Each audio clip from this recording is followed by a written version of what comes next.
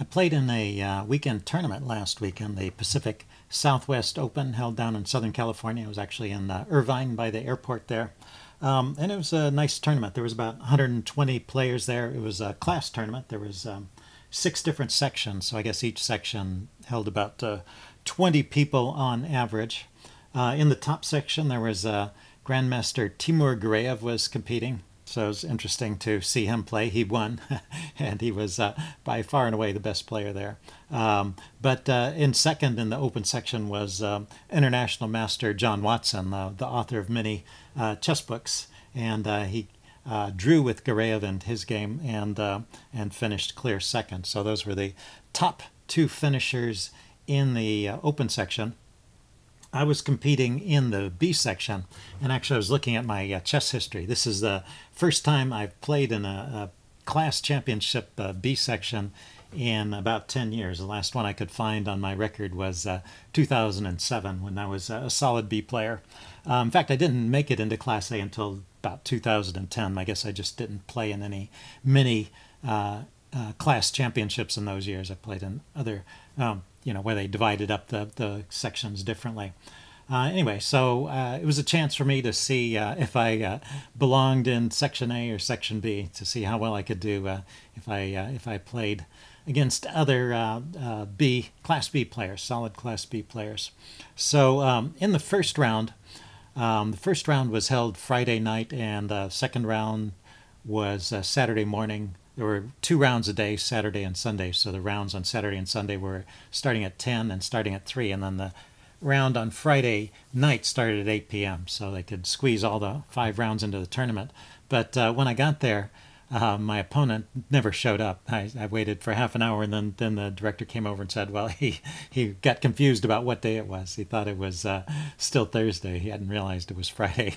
So he just didn't show up to the tournament. So anyway, I got a 1-point bye, or actually it's a 1 point for a forfeit win. It counts as a win in terms of the tournament standings, but it doesn't count as a win in terms of your rating. Only played games count in terms of your rating. So this game from round 2 was really the first game I played, and it was Saturday morning.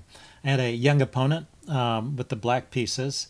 In this case, my young opponents in this tournament were high school aged, so sophomores and juniors in high school, not the elementary and junior high kids that I sometimes have to deal with. Also, I would say the atmosphere of the tournament was quite nice. Like I said, the kids were a little bit older, and there was a good supply of adults there as well as kids. So a well-run and fun tournament. Okay, so round 2, but my first game, I started off with e4. My opponent went to e6, d4, d5. So we get the French defense, and I go knight c3, allowing either the win hour or the classical, and he goes for the classical. Go bishop g5, and this is all pretty standard. Bishop e7 is not the only way to play it, but this is a pretty standard line and fairly common. I see this a lot. Once they've decided to play knight f6, we often go down this line. So I take, and the theory is, I guess, that I've gotten rid of the dark squared bishop, which is black's better bishop, and I'll try and play with my good bishop against his pieces and try and keep his bishop bad and try and have a little more space in the center. But black quickly sets about undermining the center, and in fact I've looked at this position with the chess engine, and it thinks black is basically equal here. I mean, it maybe gives white some slight edge, but certainly nothing. No big opening advantage at all. Okay, so f4 is one of the main ways to play, just holding on to the center. The c-pawn is coming under fire pretty quickly. My opponent goes a6 here, and that turns out to be one of the 2 main moves. The other main move here is just castling. But, well, it's been a while since I've been in this exact position. I wasn't entirely sure what this line was about. But it I guess, is directed against knight to b4, and knight to b5. a6 stops knight b5, with the idea that the knight might want to hop into the d6 square after the c5 move is played, and that square is available. So a6, in a way, prepares c5. So I go knight f3, which is the main move here, just continuing to develop. And now he goes c5. And now I stop to think for a while. Before I show you my move, let's show you the main move. It is to take the pawn. This is how the main line goes. And then black can either take right away or play knight c6 and then grab with the queen. But either way, black gets that pawn back. And white made a queen move to prepare castling, so white could castle in either direction, but also was kind of a waiting move to see how black recaptured that pawn, because if there was a knight here on c5, then the next move white plays here is bishop d3. That wouldn't be so attractive if there were a knight there, so he might want to position the bishop somewhere else. Anyway, I think that's a pretty logical sequence, and I might play like that next time, because I did find myself in a few awkward spots the way I played it. And notice it sort of justifies this f4 move. This f4 pawn is holding up the center, even though the c pawn has disappeared. Okay, but in this move I played the move a3, and I kind of got to this move by a process of elimination. I was wondering about bishop to d3. Let's go ahead and put this variation on the board. And I thought, well, maybe he would just take, and if I take back, and he comes out here with queen to b4. I'm grabbing the wrong piece there. Okay, queen to b4. And that's kind of an annoying move. It hits the loose knight, hits the pawn. It's still a playable position. The knight can drop back to e2, which also defends the f-pawn. I mean, the other thing about that queen's position is it's indirectly looking at the f-pawn, which is undefended until the knight drops back.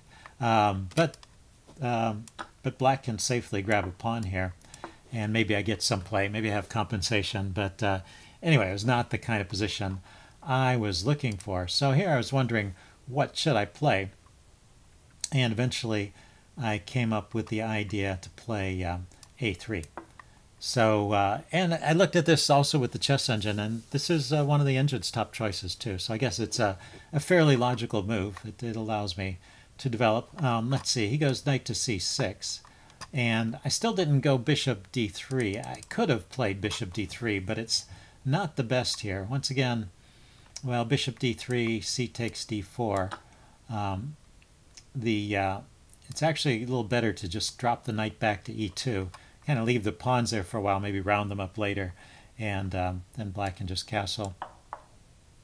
And, well, it's a playable position for white, but it doesn't look like white has a whole lot going. Although the move I played was actually worse. There's other ideas here besides bishop d3. The top engine choices are knight to e2 right away, which makes a lot of sense to me now that I look at it. Get the knight out of the way and just prepare to play c3 so that you can support the center along this diagonal here with pawns. Another suggestion from the chess engine is queen to d2, just lifting the queen up off the back rank, preparing to castle. And a third idea is to take the pawn, probably just transposing into the previous line. So anyway, those are the ideas in this position. Like I said, I looked at this bishop d3 move again, and I didn't particularly care for it, and I ended up playing bishop e2. But actually, after this, black is better, so that's a mistake. So the first slight mistake in the game. I mean, not a huge mistake, but it certainly is nothing I should repeat. It kind of gives the advantage away, and black starts off in a very promising route. C takes d4, knight takes d4. And then he played queen to c5. But, well, there's a tactic here that kind of justifies what I said about black being better. So if you want to see if you can spot a tactical idea for black in this position, go ahead and pause the video if you want some time to think about it. It's kind of a cute tactic, and you should be able to find it, I think. Okay, I'm going to give the answer away now. Neither of us spotted it during the game, so maybe it's not so easy to see if you didn't find it. I mean, and we both had time to look at it. But that pawn on e5 can just be taken. And the problem is, if I take back, the queen comes out with a check. And this is a loose knight. It's already under fire from this knight. And so it's now doubly attacked and only defended once, plus I'm in check. And so it just loses a piece. So anyway, let's see, h4 is the recommended chess engine line, and then the knight drops back to e7 or goes over here to g6, something like that. And black has just snagged a pawn. So that's pretty interesting. And I wonder why this tactic is so hard to see. Probably because it requires this combination of moves from white, a certain combination of moves. One is the early f4, so that the well, okay, so one point is that white has played f4. Another point is that white has not castled. If the tactic wouldn't be there if white were to have castled, because the tactic relies on this open diagonal, relies on the king being there, and relies on a loose piece being on d4. And you don't really, I was not thinking of this as a loose piece. I guess that's the other point. So but the fact that it's attacked once and defended once means that it is a loose piece. So there's a loose piece there, there's an open diagonal to the king, and there's a check that exploits that if black just takes here to open up this direction, the row towards the knight there. So anyway, cute tactic. My opponent didn't see that and played queen c5, which was a good move too, but well, now the range, the chess game is back in the range of even. So it wasn't that bishop e2 was such a terrible move, it was more that it allowed this tactic. So anyway, queen c5 was played. Now I dropped my knight back to b3, and I was starting to think after this queen c5 move, maybe I want to castle queenside in this position, because there is this open diagonal that he can always exploit. So so that's why I brought my knight over to this side, in addition to the fact that it gains a tempo on the queen. And I brought it over to the queen side to help defend things over here, in case he starts launching a pawn storm against the king on this side after I've castled. So he dropped his queen back to e7. I went queen d2, preparing to castle. He castled, I castled. So everything is fine up to this point, and black should probably just continue with b5 and just immediate pawn storm on the king. He gets this move in a little bit, but he first plays the move f6, and this seems that this helps me more than it helps black. So I guess it's time to talk about this position a little bit. Normally, when black is playing the French defense, undermining the center is a key idea, and so f6 is a very natural part of that plan and the typical move in the French defense. And so what's different about this position from ordinary positions in the French defense is the queenside castling. Opens up another possibility, which is quick play on the queenside.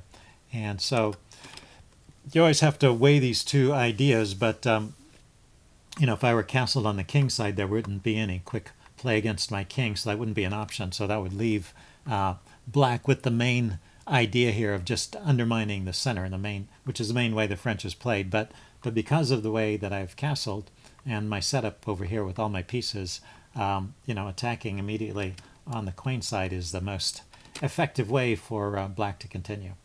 Okay, but he continued with f6. Like I said, a very typical plan in the French defense. I took back, and I went rook to e1. So the opening of the center, I think, has benefited me more than it has benefited black. I'm going to try and get some pressure on this backwards e-pawn. Let's see, now he starts off with the queenside counterplay with b5. I go bishop f3, and immediately I'm making a threat. Notice that there's a pin on this file, and I have both a knight and a bishop looking at the d-pawn. So I'm actually threatening just to take the d-pawn. So he spotted that idea, played queen d6, played knight d4, trying to get this knight back to an active position. And then he blundered here, and it was just a pretty simple oversight. I think a natural continuation here is bishop to d7. And there's some slight edge to white. White has some pressure, but it's not like this is a game over type of position. So he makes a game-losing blunder here, although it's not really game over, because the game continues for a while and he gets some counterplay. But really, this move here is he's just giving up the center pawn. So he just forgot, I guess, that bishop had a job to do defending the e6 pawn. So anyway, I have a choice here, and this is maybe an interesting question for you too. There's two pieces that could take on e6, and which is the piece that you would prefer to take with? And you might want to pause the video and think about this one for a while. So yeah, I'm going to give the answer away. Well, the move I played was rook takes e6, but the move the chess engine prefers is knight takes. So if you take with a knight, I think the answer, the reason this helps is that it, or the reason this is better is that it immediately pressures the d pawn, and in fact there's no saving it. If, for example, if he went rook f to e8 to just move the rook away from the knight, then you can just play knight takes d5 immediately. So it's not just that I'm winning one pawn, I'm actually winning two pawns here, and with an open center and good development, things are really just falling apart in a hurry. Let's see, so black's best move in this position is not to move the rook, but to play d4 and actually give up the exchange. Knight takes, and notice that there's a pawn, there's a pin on the pawn, so he's not really threatening to take my knight, he has to take back, and so I win the exchange in that line. So that is why knight takes e6 here is the better move. Yeah, and I did not spot that. It's a kind of double attack, I guess. Knight takes e6, you're attacking the rook, and at the same time you're attacking the pawn on d5, and you can't really save both of them. So you either win another pawn or you win the exchange. So that's pretty straightforward. I played rook takes e6, thinking my rook would be active in the enemy camp here, pushing his pieces around, but seems that black has room for everything. His knight on c6 is nicely covering the d7 square, so, you know, well, I was thinking, I do double the rooks. I'm thinking of doubling rooks and getting a rook to d7, but I have to trade this knight off, and, you know, and I have to be careful about moving my knight immediately because that would hang the rook, so I can't take immediately. So, anyway, I have a little bit of trouble finding a move here. So I settled on rook d e1, doubling the rooks and defending that so that I can then take this knight with my knight. Okay, but there was a more tactical answer here, and there's another kind of cool tactic. I was trying to find it. I saw some of the ideas of this particular tactic during the game, and I just couldn't quite work it out how to make this tactic work here. But if you want to spend some time looking at this position, see if you can find a tactic for white here. Okay, I'm going to give the answer away again. So the tactic is rook takes knight.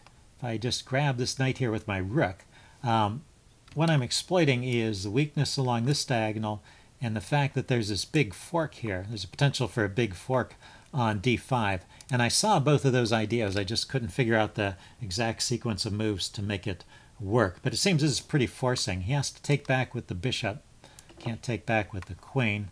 So I've given up the exchange, but I immediately take again, and even though I'm still down the exchange, this is the key idea. If I take with the bishop now, he just takes with the knight, and I think that's where I stopped in my calculation. But if I take with the knight, this is the key idea, then he has trouble. If he takes back with the knight, then bishop takes is a big fork, hitting the queen, hitting the king and the queen. So he actually can't take the knight. So he has to move his king to get out of the way of that fork. And then I can just trade out on f6, grab the exchange back, and I'm 2 pawns up. I've managed to grab both center pawns, and this should be also a pretty straightforward win. But, well, I just didn't calculate that out to the end.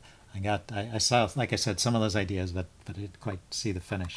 Okay, so I played rook d e1 here. He went rook a to d8, and so now he's in time to defend this pawn, and I'm really only 1 pawn up, and that's why the game continues. I decide to go ahead and get rid of this knight here, so that I had the possibility of doubling here, but then I didn't see that that led anywhere, and yeah, I think, well, here's the line the chess engine gives. The chess engine still likes it, so maybe I should have gone ahead with my original plan, because I can bring one rook in, and the queen goes here, and I can bring another rook in, and the queen has a little trouble finding some squares. But, well, this is a bit of a risky way to play, the way the chess engine likes to play. Before kicking the queen, giving up this check on the back rank. And then, let's see, rook f to e8, he can start to oppose my rooks here. But anyway, yeah, the chess engine likes to play like that. And pretty unclear position, but maybe giving black some unwanted chances. So I played a simpler move, but maybe not quite as good. I just go back to the idea of pressuring the d-pawn. Let's see, so he pushed on to d4 here. So I moved my knight out of the way. His queen is no longer pinned, so there's no longer a pin there on the pawn. And this leads to a bunch of exchanges. Cancel that he took with the bishop. I took back. And then he played rook f to e8. Let's see, the chess engine likes to continue taking. Knight takes, rook takes, and then d3 and c3. And so maybe basically the chess engine is going to make me work a little harder to round up this pawn. But it seems like I should be able to round that up. And but maybe, yeah, black gains some time while I'm trying to round that pawn up. Maybe he can attack some other targets. Anyway, a position where I should still be winning, but maybe not as simple. Let's see. One idea I had that I thought was interesting was maybe knight g4 here to bring the knight into the e3 square would be good for black at this point. But there's actually a tactical problem with this idea. I put this on the board and had it checked it with a chess engine. I found this nice little refutation here. Well, you might want to think about this one. It's a kind of a tactical refutation of this move. You want to spot the tactic for white in this position.